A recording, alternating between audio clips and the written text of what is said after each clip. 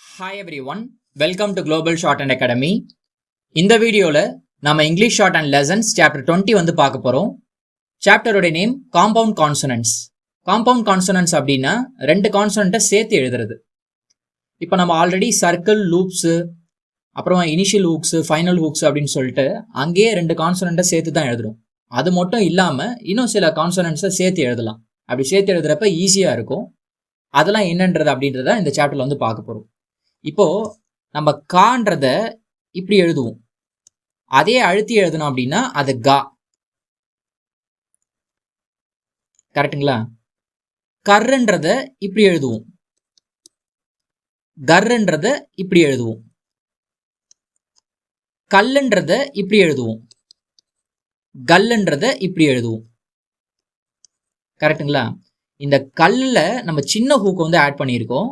இதுவே கொஞ்சம் பெருசா எழுதணும் அப்படின்னா அது குவா, அதாவது கே கூட டபிள்யூ சவுண்டு சேர்ந்து வருது அப்படின்னு சொல்லிட்டு லார்ஜ் ஹூக்கு.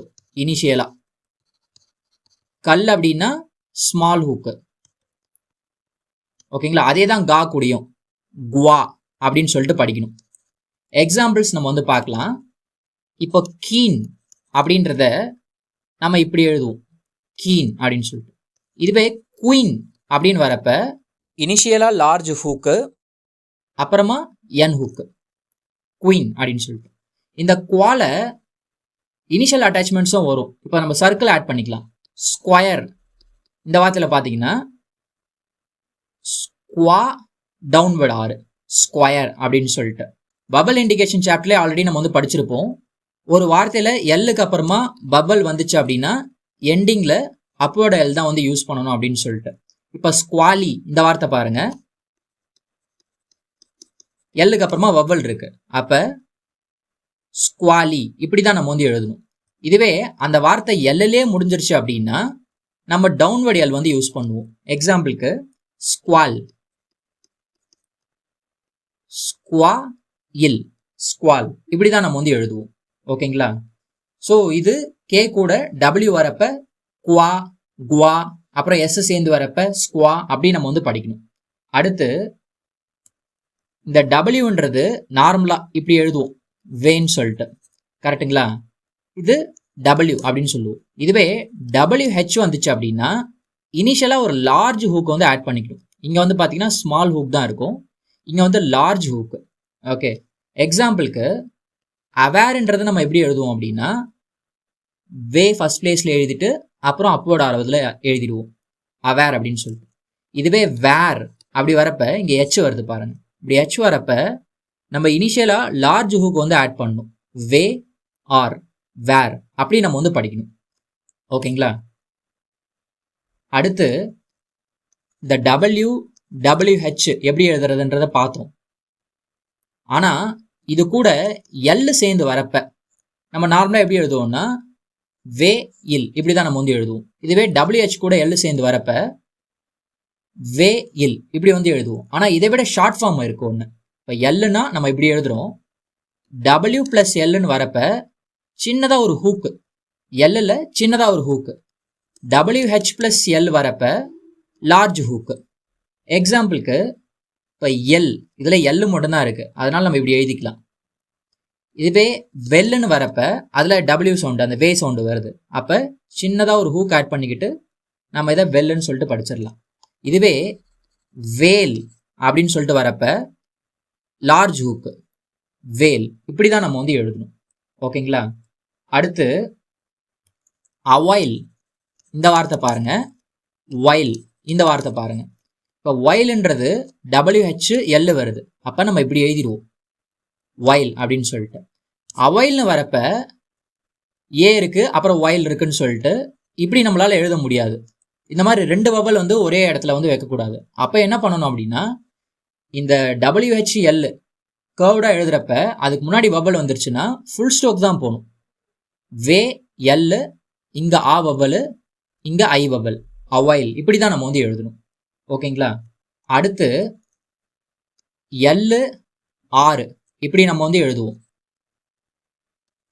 நம்ம ஆரம்பத்துல கான்சனன்ட்ஸ் படிக்கிறப்பவே இப்படி எழுதுறப்ப இதை பி, இதையே அழுத்தி எழுதணும் அப்படின்னா பி. இப்படி எழுதுறப்ப இது டி, அதே அழுத்தி எழுதணும்னா டி. இப்படி எழுதுறப்ப சே அதே அழுத்தி எழுதணும் அப்படின்னா ஜே. இப்படி எழுதணும் அப்படின்னா கே அதே அழுத்தி எழுதணும் அப்படின்னா கே. இப்படி எழுதணும்னா எம் அதே அழுத்தி எழுதணும் அப்படின்னா இம்பு. இப்படி எழுதணும்னா என் அதே அழுத்தி எழுதணும் அப்படின்னா இங்கு. இப்படி எழுதுனா எஃப் அதே அழுத்தி எழுதணும்னா வி. இப்படி எழுதணும் அப்படின்னா இஷு அப்படியே அழுத்தி எழுதணும்னா இழு அப்படின்னு சொல்லிட்டு நம்ம எல்லா ஸ்ட்ரோக்ஸ்க்குமே லைட்டா எழுதுனா ஒன்று, திக்கன் பண்ணி எழுதுனா ஒன்று அப்படின்னு சொல்லிட்டு நம்ம படிச்சிருக்கோம். ஆனால் எல்லுக்கும் ஆருக்கும் மட்டும் அந்த மாதிரி எதுவுமே படிக்கல. அதை தான் இந்த சாப்டர் வந்து படிக்க போகிறோம். இப்போ எல்லுன்றது நம்ம அழுத்தி எழுதணும்னு வச்சுக்கோங்க, அதை வந்து லர்ன்னு படிக்கணும். அதே மாதிரி டவுன்வர்ட் ஆரை அழுத்தி எழுதணும் அப்படின்னா அதை வந்து ரர்ன்னு படிக்கணும். ஓகேங்களா? இது ரெண்டுமே டவுன்வர்ட் ஃபார்மில் தான் எழுதணும். அதுதான் இம்பார்ட்டண்ட்டு. ஓகே, எக்ஸாம்பிள் நம்ம வந்து பார்க்கலாம். இப்போ வேல் இது எப்படி எழுதுவோம்னா VL இப்படி நம்ம வந்து எழுதுவோம். இதுவே வேலர் அப்படின்னு வரப்ப வி எழுதிட்டு லர்ருக்கு வந்து டவுன்வர்டு எல், வேலர் இப்படி தான் நம்ம வந்து எழுதணும். உங்களுக்கு டிஃப்ரென்ஸ் தெரியணுன்றதுக்காக நான் அழுத்தி எழுதியிருக்கேன், அதுக்கு மேலே ஷேட் பண்ணியிருக்கேன். நீங்கள் ஃபர்ஸ்ட் வாட்டி எழுதுறப்பவே அழுத்தி எழுதிடணும். வேலர் அப்படின்றத நம்ம இப்படி எழுதுவோம். அதே மாதிரி ஹையர் அப்படின்றத நம்ம இப்படி எழுதுவோம். ஹையரர் அப்படின்னு வரப்ப நம்ம டவுன்வர்ட் ஆரை அழுத்தி எழுதிடணும், ஹையரர் அப்படின்னு சொல்லிட்டு. இப்படி எழுதுறப்ப அதை வந்து அங்கே ரெர் சவுண்ட் இருக்கு, இங்கே வந்து லர் சவுண்ட் இருக்கு அப்படின்னு சொல்லிட்டு நம்ம எடுத்துக்கலாம். ஓகேங்களா? அதே மாதிரி இந்த பாயில் இந்த வேர்டு பாருங்க, நம்ம நார்மலாக இப்படி எழுதிடுவோம் பாயில் அப்படின்னு சொல்லிட்டு. பாய்லர்னு வரப்ப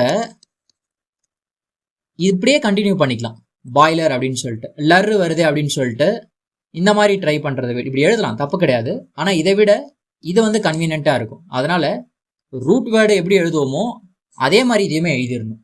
ஓகேங்களா? இப்போ மில் அப்படின்றத நம்ம இப்படி எழுதுவோம், மில் அப்படின்னு சொல்லிட்டு. இப்போ மில்லர்னு வரப்ப அதை அழுத்தி எழுதாம இப்படியோ இல்லைனா வந்து இப்படியோ அழுத்தி எழுதாம மில்லர்ன்றத இப்படி எழுதுறது ஈஸியாக இருக்கும். அதனால வந்து இதே ப்ரிஃபர் பண்ணுவாங்க. இப்போ நம்ம ஃபுல்லுன்றதை இப்படி எழுதுவோம், FL. ஃபுல்லர்ன்றது நம்ம இப்படியே எழுதிக்கலாம், இதுவே நம்மளுக்கு வந்து ஈஸியாக இருக்கும். ஓகேங்களா? அதே மாதிரி ஸ்னார், ஸ்னார்ன்றத SNR இப்படி வந்து எழுதுவோம். ஸ்னாரர் அப்படின்னு வரப்ப SNR டவுன்வர்ட் ஆர் அப்படியே அழுத்தி எழுதிக்கிட்டோம் அப்படின்னா அது ரெர். ஓகேங்களா? இங்கே நம்ம லர்ருக்கு என்ன பண்ணியிருக்கோம்னா அழுத்தி எழுதியிருக்கோம், இங்கே ரர்ருக்கு அழுத்தி எழுதியிருக்கோம். ஆனால் மேலே ஈஸியர் ஜாயினிங்காக இந்த லர்ருக்கு ஃபுல் ஸ்டோக் எழுதியிருக்கோம், பாய்லரில் லர்ருக்கு வந்து ஃபுல் ஸ்டோக் நம்ம வந்து எழுதியிருக்கோம். ஓகேங்களா? இந்த லர்ரும் ரெர்ரும் முடிஞ்ச வரைக்கும் டவுன்வர்டாக எழுத ட்ரை பண்ணுங்க. ஓகே, ஆறுன்றது டவுன்வர்டாக தான் எழுதுவோம், லர்ன்றதுமே நம்ம டவுன்வர்டாக தான் வந்து யூஸ் பண்ணணும். ஓகேங்களா? அதே மாதிரி இந்த லர்ருக்கு அப்புறமாவோ ரர்ருக்கு அப்புறமாவோ வபல் வந்துருச்சு அப்படின்னா நம்ம யூஸ் பண்ண முடியாது. ஃபார் எக்ஸாம்பிள், இப்போ ஃபுல்லர் இந்த வார்த்தையில் லர்ரில் முடிஞ்சிருச்சு, அப்போ நம்ம எஃப் எழுதுகிறோம், லர் எழுதிடுறோம், ஃபுல்லர் முடிஞ்சு போச்சு. இதுவே ஃபுல்லரி இங்கே பாருங்கள், லர்ருக்கு அப்புறமா வபல் வந்து வந்திருக்கு. அப்படி வரப்ப FLR இப்படி தான் நம்ம வந்து எழுதணும், ஃபுல்லரி. அதே மாதிரி வேலர் இதை நம்ம வந்து லர் நம்ம வந்து எழுதிடுவோம், வேலர் அப்படின்னு சொல்லிட்டு. இதுவே வேலரஸ் இப்படி வரப்ப VLRS இப்படி தான் நம்ம வந்து எழுதணும். ஓகேங்களா? ஃபைனலாக வபல் வந்துச்சுனாவோ இல்லைனா வேறு எதனா அட்டாச்மெண்ட் வந்துச்சுனாவோ நம்ம ஃபுல் ஸ்டோக்ஸ் போகிறது தான் ஈஸியாக இருக்கும். அடுத்து எம்ன்றத நம்ம இப்படி எழுதுவோம், இம்பு அப்படின்றத நம்ம இதை அப்படியே அழுத்தி எழுதிடுவோம். இது இம்புக்கு மட்டும் இல்லாமல் இம்பு அது கூட நம்ம வந்து யூஸ் பண்ணிக்கலாம். இப்போது ஜம்ப் அப்படின்றத ஜா இம்பு இப்படி நம்ம வந்து எழுதுவோம், கரெக்டுங்களா? மாஸ் அப்படின்றத ஃபர்ஸ்ட் பிளேஸில் MS எழுதுவோம். இதுவே எம்பாஸ் அப்படி வரப்ப செகண்ட் பிளேஸில் இம்பு எழுதிட்டு அதில் ஒரு சர்க்கிள் போட்டுக்கிட்டோம் அப்படின்னா அது வந்து எம்பாஸ். ஓகே, இப்படி நம்ம வந்து படிச்சுக்கலாம். இந்த இம்ப் கூட நம்ம வந்து இனிஷியல் ஹூக்ஸோ இல்லைனா ஃபைனல் ஹூக்ஸோ இல்லைனா வேறு எதனா அட்டாச்மெண்ட் கூட ஆட் பண்ணிக்கலாம். ஃபார் எக்ஸாம்பிள், ஸ்கேம்பர் இதில் இம்பர் வருது பாருங்க.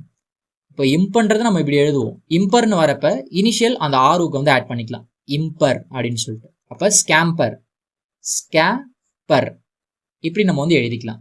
அதே மாதிரி ஹெம்பன், இதில் இம்பு கூட என்வுக்கு ஆட் பண்ணிக்கலாம். இது இம்பு, அதில் என்வுக்கு ஆட் பண்ணிக்கிட்டோம் அப்படின்னா இப்படி வரும் இம்பன். அப்போ ஹெம்பன் அப்படின்னு வரப்ப ஹேக்கு வந்து டிக்கெச்சு, இம்பன், ஹெம்பன் அப்படின்னு படிச்சுக்கலாம்.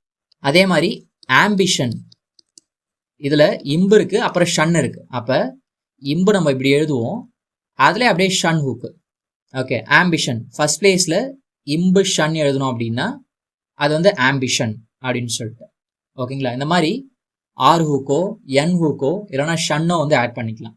ஆனால் எம் ஃபாலோ பண்ணி நம்ம பர் எழுதுகிற மாதிரியோ இல்லைனா பர் எழுதுகிற மாதிரியோ பல் எழுதுகிற மாதிரியோ இல்லைனா பல் எழுதுகிற மாதிரியோ வந்துச்சு அப்படின்னா அங்கே நம்ம வந்து அழுத்தி எழுதக்கூடாது. எக்ஸாம்பிளுக்கு எம்ப்ரஸ் அப்படின்னு வரப்ப எம்ப் இப்படி எழுதிட்டு ரஸ் இப்படி எழுதக்கூடாது. எப்படி எழுதணும் அப்படின்னா எம்ப்ரஸ் இப்படி தான் நம்ம வந்து எழுதணும், இப்படி எழுதக்கூடாது. ஓகேங்களா, எம்ப்ராஸ்